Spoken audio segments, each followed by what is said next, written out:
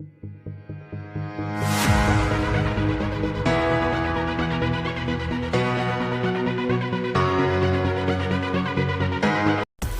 viewers, welcome back to my channel. In today's video, I'll be showing you how to make pineapple cinnamon ginger fat flush drink for weight loss. Stay tuned.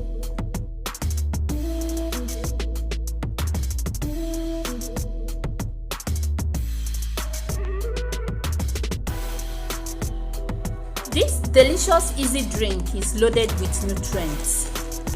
It is low in calories. It can help to reduce the risk of cancer. It may speed recovering after surgery or strenuous exercise.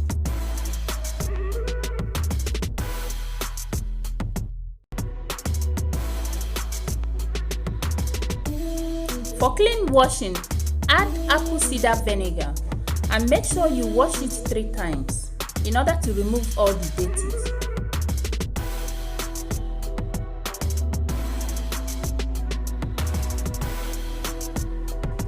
You can actually blend the cinnamon with the pineapple. A lot depends on what you want.